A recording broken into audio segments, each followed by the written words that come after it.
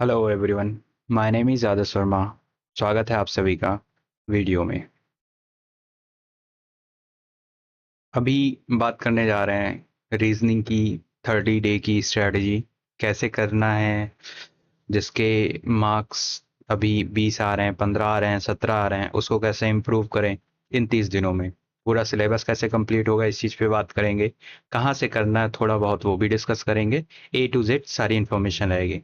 Video को पूरा देखें और ज़्यादा लंबी वीडियो नहीं रहेगी, ये छोटी ही रहेगी।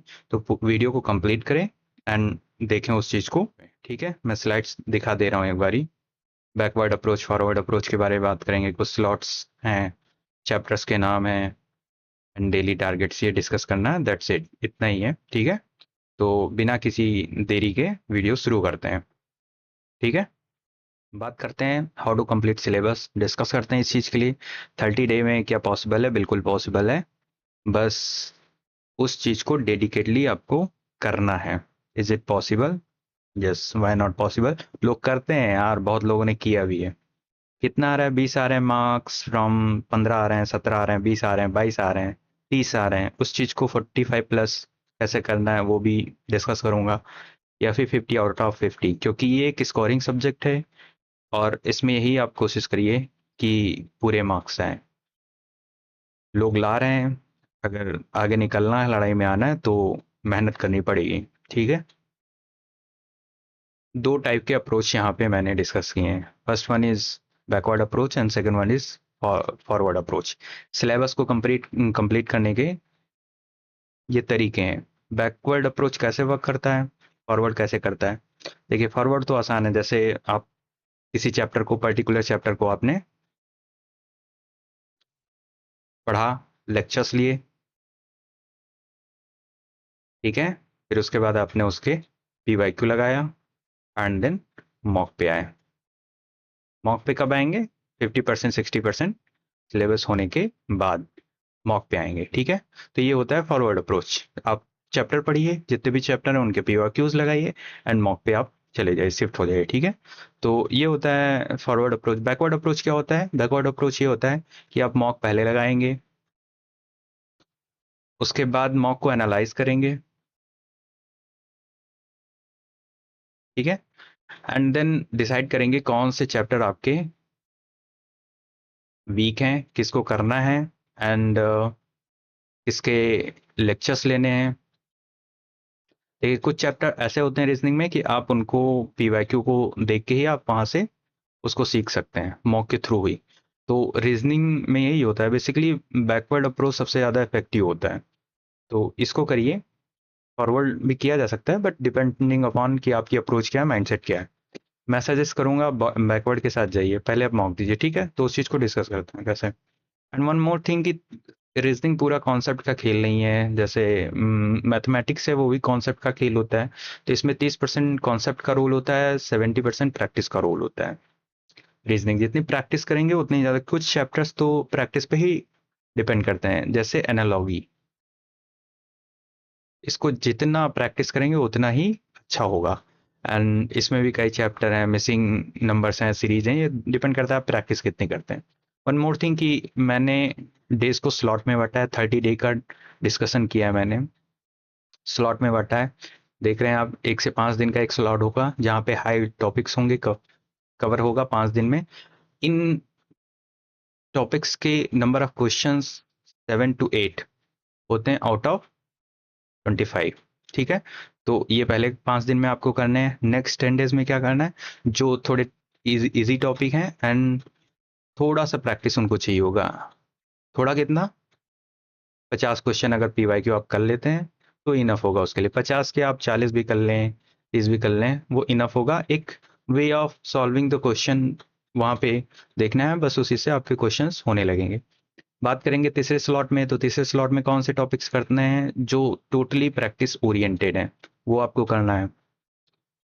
ठीक है, एंड 26 से लेके 30वें दिन मींस लास्ट 5 डेज क्या करना है? सिर्फ आपको प्रैक्टिस करनी है मॉक की। और वो जो कोट मैंने स्टार्टिंग में दिया 45+ आउट ऑफ 50, उसको अचीव करना है थ्रू मॉक्स, क्योंकि एनालिसिस बहुत ही इफेक्टिव वे है उस चीज़ को करने का। ठीक है, तो पहले डिस्कस करेंगे कैसे करना है। 30 डे में करना है। 30 डे को मैंने बांटा है 4 स्लॉट में। पहला स्लॉट है 1 to 5 डे का, दूसरा स्लॉट है 6 to 15 डेज का, तीसरा स्लॉट है 16th 25 days, and last 5 days मैंने ओनली प्रैक्टिस के लिए रखा है। प्रैक्टिस प्लस रिवीजन एनालिसिस, ठीक है। ओके, ये चैप्टर्स हैं। लाइक जिसके आगे मैंने फर्स्ट लिखा है वो पहले स्लॉट में किए जाएंगे। तो पहला स्लॉट है कोडिंग डिकोडिंग, ये करना है आपको। Blood relation, dice and cube, calendar, order ranking, syllogism, ये जो टॉपिक्स हैं इनमें आपको पढ़ना पड़ेगा। क्यों? इसमें कुछ तरीके होते हैं, लाइक इन मेथड्स वर्क करते हैं, उसको कैसे करना है वो आप पढ़ने के बाद ही पता चलेगा। अब जैसे फिगर काउंटिंग हो गई, ये बेसिक्स हैं एंड ये आपको आई थिंक आते भी होंगे। फिगर काउंटिंग में तो थोड़ा रहता है कि उसके कुछ तरीके हैं या फिर प्रैक्टिस पे डिपेंड करता है। वाटर इमेज आसानी से हो जाएगा, आता ही आपको इसको पढ़ने की ज़रूरत नहीं है। पढ़ने की ज़रूरत भी है तो वो 15 से 20 मिनट की वीडियो इनफ रहेगी इसके लिए, एंड 20 to 25 क्वेश्चन इनफ रहेगा, ठीक है। Paper cutting folding depending upon किस वे से आप सोच रहे हैं। Embedded figure, figure completion sorry, and figure series analogy, तो ये दूसरे स्लॉट में ये इतना है। वेन डायग्राम है एंड डिक्शनरी है, डायरेक्ट एक्शन से, ये आसान आसान टॉपिक हैं, वो मैंने डाले हैं तीसरे स्लॉट में, ताकि सॉरी दूसरे स्लॉट में। जब आप दूसरे स्लॉट को करेंगे उसमें कुछ ही टॉपिक ऐसे होंगे जो आपको पढ़ने पड़ेंगे, ठीक है। बाकी आपको जो 6 टॉपिक हैं जो मैंने डाले हैं पहले स्लॉट में, blood relation, dice cube, order ranking, syllogism, तो अब बैकवर्ड अप्रोच कैसे यहाँ पे डालनी है,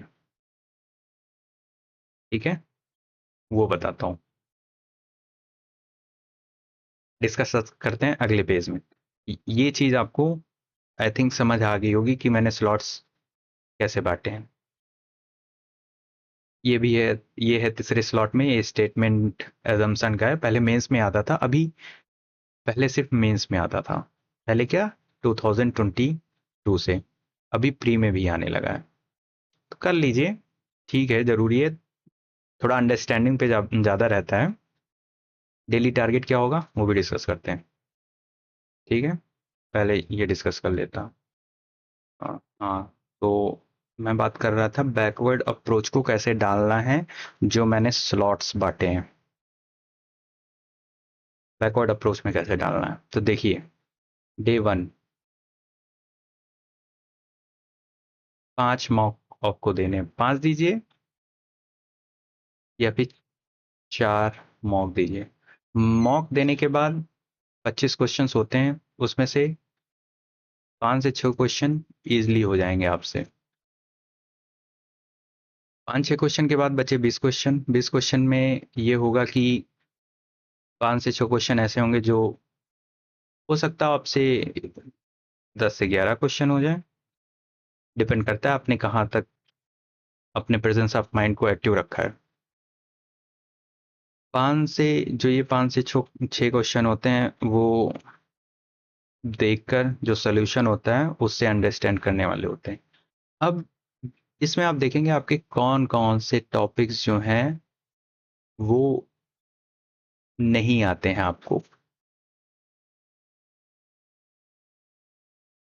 फाइंड आउट करना है। जो मैंने स्लॉट 1 में डाला उन टॉपिक्स को आपको कवर करने हैं। कैसे कवर करने हैं? यहाँ से फाइंड आउट करके। मॉक में देखोगे, हाँ कोडिंग डिकोडिंग आ रहा है, एंड क्या बोलते हैं, फिलोलिज्म आ रहा है, तो इन सबको आप फिर 5 मॉक अपने दे लिया, आपने देख लिया कि पीवाईक्यूज कैसे होते हैं, अंडरस्टैंडिंग डेवलप कर ली, ठीक है। अंडरस्टैंडिंग डेवलप कर ली तो फिर आप जब पढ़ेंगे तो आपको पता होगा कि कैसे क्वेश्चंस वहां पे पूछे जा रहे हैं। तो सिंपली आपको स्लॉट 1 में वो टॉपिक कंप्लीट करना है। टॉपिक कहाँ से कंप्लीट करेंगे? सोर्स की बात करते हैं। डेली टारगेट, तो टारगेट कैसे देना है? टॉपिक पढ़िए आप, ठीक है। डेली 2 स्लॉट होने चाहिए, और ये 2 स्लॉट मैं बात कर रहा हूँ टाइमिंग की, उसकी बात नहीं कर रहा हूँ, सब चैप्टर्स की बात नहीं कर रहा हूँ। एक होना चाहिए आपका वीडियो लेक्चर, एंड दूसरा स्लॉट आपका होना चाहिए प्रैक्टिस। स्टार्टिंग के 25 डेज आपको सिर्फ वीडियोस एंड प्रैक्टिस देनी है। कभी कभी ओकेजनली अल्टरनेट डे पे कभी आप मॉक भी दे सकते हैं, उसमें कुछ ज़्यादा नहीं, एक मॉक दीजिए इनफ होगा देखने के लिए कि जो आप पढ़ रहे हैं उस चीज़ को, उस पर वर्क कर हो रहा है या नहीं हो रहा, उस चीज़ को इम्प्लीमेंट करने के लिए मॉक भी दे दीजिए बीच में, कभी कभी दे दीजिएगा, एक दो दिन पे अल्टरनेट डेज पे दे दी। 2 स्लॉट पढ़ाई के बनाइए और उस हिसाब से टारगेट दीजिए। मैंने हर स्लॉट वैसे तो डे वाइज एक ही टॉपिक दिया है, सिर्फ स्टार्टिंग के 5 डे में के टॉपिक हैं, तो बाकी के जो 10 दिन हैं उसमें आसान आसान टॉपिक हैं, तो उसको वहां से एडजस्ट कर सकते हो, ठीक है। टॉपिक का सोर्स क्या होगा, देखिए सोर्स पे तो अभी बात करता हूँ। डेली टाइम कितना देना है, 1 से 1.5 घंटा दीजिए वीडियो पे, इनफ होगा। एंड 40 to 60 मिनट दीजिए प्रैक्टिस पे। देखिए अगर 30 दिन में आपको 45 अचीव करना है तो थोड़ा टाइम देना पड़ेगा, मतलब 2 आवर तो कम से कम दीजिए 30 दिन तक। पीवाईक्यूज कहाँ से लगाने हैं, मॉक टेस्ट के फॉर्म में लगा सकते हैं। प्लेटफॉर्म है, एक तो टेक्स्ट बुक ही है, सबको ही पता होगा। चैप्टर वाइज मॉक आता है, वहां से दीजिए। चैप्टर वाइज की बात कर रहा हूँ मैं, फुल मॉक टेस्ट की बात नहीं, सेक्शनल की बात नहीं कर रहा, चैप्टर वाइज टेक्स्ट बुक पे दीजिए। और एक सिलेक्शन वे है, उधर भी टॉपिक वाइज पढ़ा हुआ है, वहां मॉक दीजिए, या फिर पीवाईक्यू बुक ले लीजिए। कौन सी पिनेकल बेस्ट है, ठीक है ये लीजिए। और ठीक है ये चीज़ तो कुछ है नहीं आई थिंक, ये तो है कि अगर कुछ ना आता हो, अभी तेरे को पेंसिल चेंज कर लें, कलर सॉरी। हाँ तो इसकी बात करता हूँ, थोड़ा सा हॉस पॉस हो जा रहा है वीडियो में, इग्नोर करिएगा। सोर्स क्या होना चाहिए, देखो भाई सोर्स बात करें ना, तो पहला सोर्स ये है, आप वीडियो देखें, कमल सर हैं, मैं कुछ सर के नाम बता दे रहा हूँ। E1 कोचिंग सेंटर करके प्लेटफॉर्म है यूट्यूब पे, वहां से इन्होंने कंप्लीट करवाया हुआ है। इनका है क्विक रिवीजन बैच करके,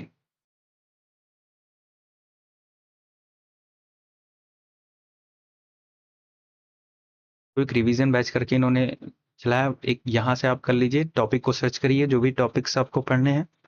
एक ये चीज़ भी कर सकते हैं आप, यूट्यूब पे रैंडमली सर्च करिए this topic like coding decoding, and देखिए 2-3 वीडियोस चला के, जिस टीचर्स का कंफर्टेबल फील हो उस टीचर से पढ़ लीजिए। बट ये थोड़ा सा अच्छे वे में पढ़ाया इन्होंने, सिस्टमेटिक वे से, कहीं आपको सर्च नहीं करना पड़ेगा, एक ही प्लेलिस्ट है, ये सारा कुछ हो जाए। दूसरे हैं भाई, ये तो बहुत ही मतलब काफी अच्छे तरीके से मैथ्स मानिया ये क्या बोलते हैं, जनजी के टीचर हैं भाई, बहुत मतलब बहुत मस्त एक्सप्लेन करते हैं, ठीक है। तो मैथ्स मानिया, इन्होंने 9 से 10 घंटे की मैराथन डाली है टॉपिक वाइज, तो उधर से भी देखना, कुछ कुछ ना कुछ मिल जाएगा, काफी अच्छा मिलेगा भाई, उधर से पढ़ के देखना, ठीक है। तो यहाँ से कर लेना मैथ मानिया, ये 2 सर हैं, यहाँ से इन इन दोनों जगह से करके देखना, बेटर ही होगा। और दूसरी चीज़ ये है कि रैंडमली आप सर्च कर सकते हैं, जिससे आप कनेक्ट कर रहे हो जिस टीचर से, वहां से पढ़िए, कोई इशू नहीं है। बट ये डेली का 1 घंटे देना है आपको वीडियो पे। टॉपिक की वीडियो ज़्यादा बड़ी नहीं होनी चाहिए, क्योंकि रीजनिंग ऐसा टॉपिक नहीं है कि एक चैप्टर पढ़ने में आपको 2 घंटे या फिर 3 घंटे या 4 घंटे की वीडियो की नीड हो बेसिकली, क्योंकि एक ही घंटा इनफ है भाई, मानो इस बात को। रीजनिंग के टॉपिक्स कोई भी हो, एक सिलोलिज्म है थोड़ा सा, जो भाई थोड़ा सा होता है कि हाँ चलो 1.5 घंटे 2 घंटे की वीडियो देख लो, बाकी सब एक ही घंटे के हैं। अगर कॉन्सेप्ट देख लिया, प्रैक्टिस आप खुद से ही करिए, अपने ऊपर ज़्यादा रिलाई करिए, वो ज़्यादा बेटर होगा। दैट्स इट, इतना ही है जो भी है। Thank you so much. बात जो भी मैंने की है, 30 दिन की बात की है, आई थिंक मैंने सारी चीज़ें एलोबरेट कर दी हैं। लेकिन अगर कुछ रह जा रहा है तो आप कमेंट में डालिए, उस चीज़ का क्वेश्चन और श्योर मैं उधर करूँगा। ठीक है, लाइक करिए भाई, सब्सक्राइब करिए, शेयर तो करिए, लेकिन ये जो सेक्शन है ना भाई, ये तो ज़रूरी करिए अगर एंड तक आए हो और थोड़ा सा भी सीखने को मिला है, 5%, 10%, कुछ भी मैं अगर हेल्प कर पाया हूँ तो सब्सक्राइब जरूर करें, कमेंट तो करें ही अगर कुछ हो रहा है। ठीक है, थैंक यू सो मच।